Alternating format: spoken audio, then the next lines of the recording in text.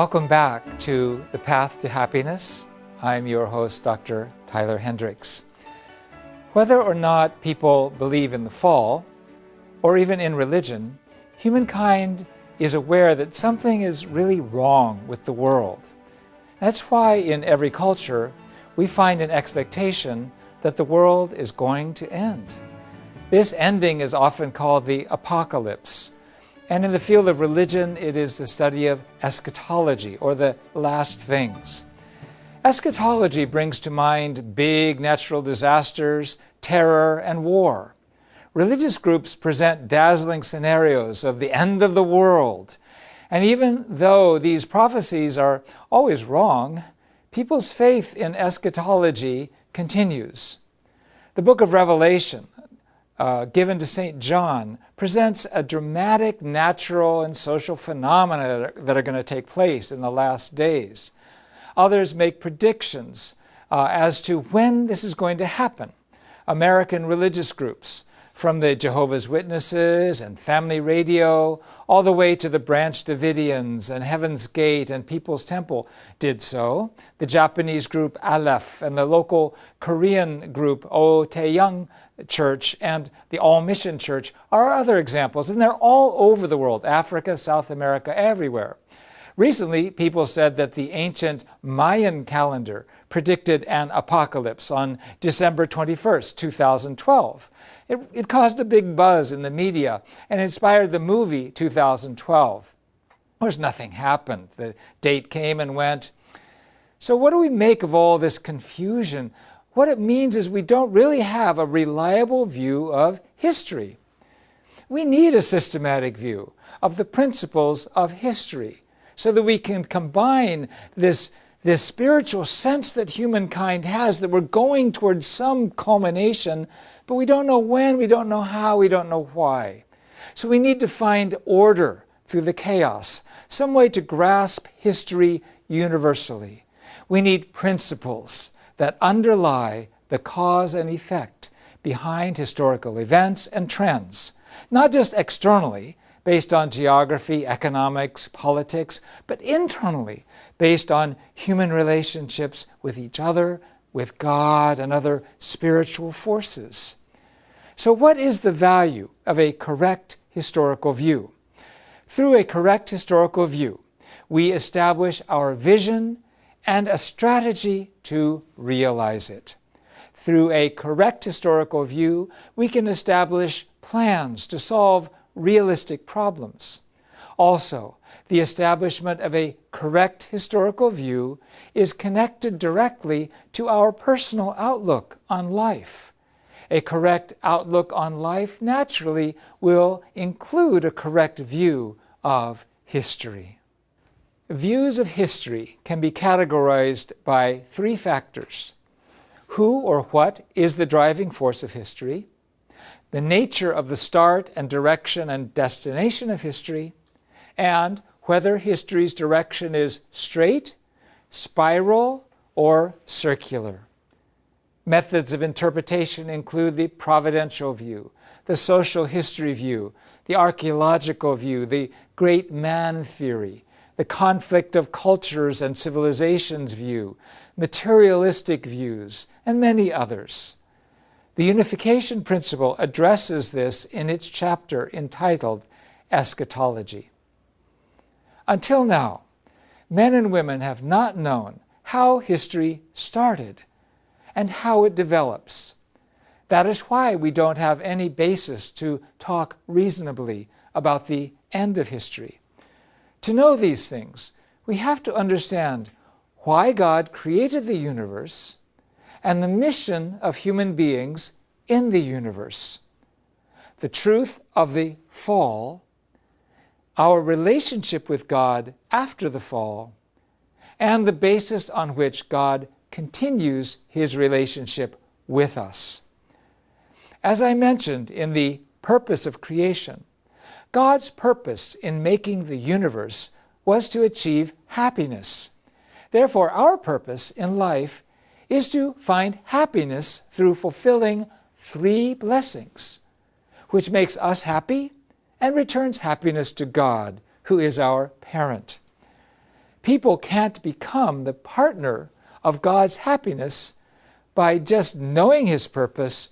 We have to live according to that purpose. To stand as a partner of God's happiness is the perfection of individuality. And if a person accomplishes authentic individuality, God will dwell in their heart, and eventually he or she will become a temple of God and will live according to God's will. A person who has become one with God will gain divinity and would have no desire ever to sin, and therefore would never fall.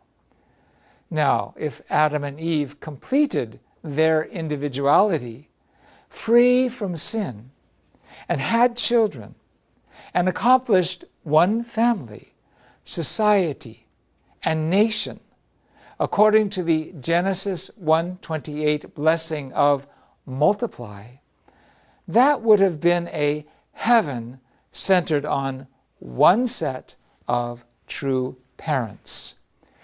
Heaven works like a person of completed individuality.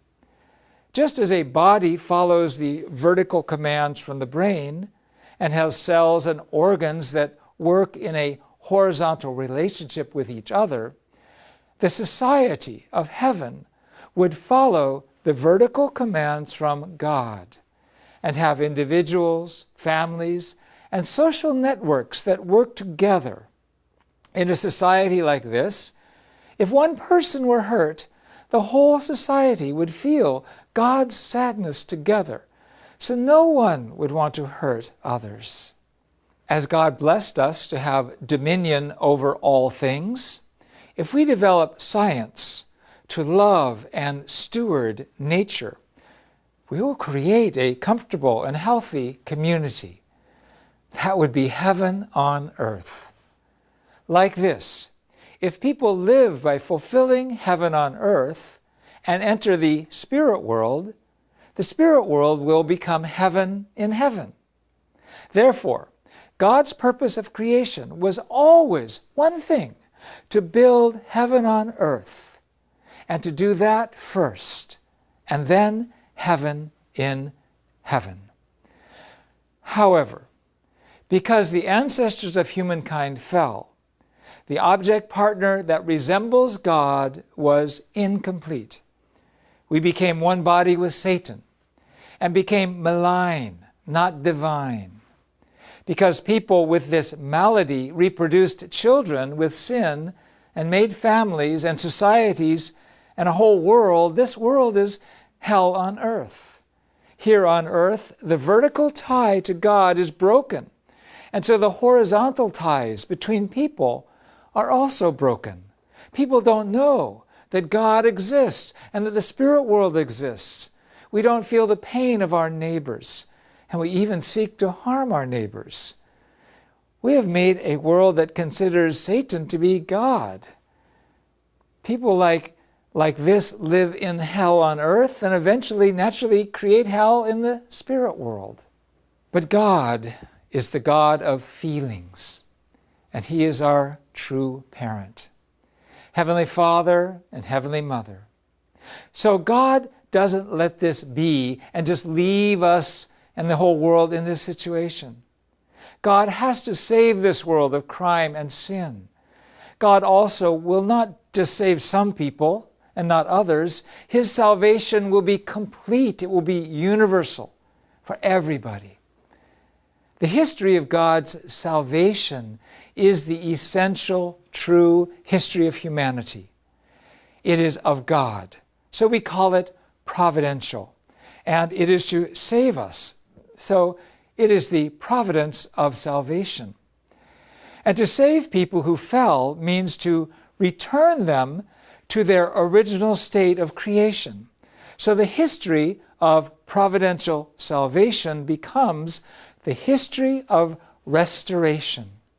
And the primary purpose of history is to create a world that has fulfilled those original three blessings, which means to bring heaven to the earth. As you see here, the history of humanity is God's history. It is the providence of salvation. It is the history of the providential restoration to the state of the original creation. And we have to fulfill heaven on earth first. Therefore, this physical world cannot literally end. And God does not save, again, only a few. He saves everyone universally. God, as the parent of humankind, will take interest in every little lost lamb, to each one of us, and pay no attention to gender. He won't treat the rich and the poor differently. God jumps the wall between nations, races, and religions, and saves all of humanity in the history of the providence. Therefore, the unification principle's view of history begins with the beginning point of humanity's creation, explains the fall, and presents God's purpose of creation as the direction and destination of history. Because the destination of history is the realization of heaven on earth, God will not destroy our universe, and certainly He will not allow us to do so. Thank you so much for your kind attention. I'll see you next time.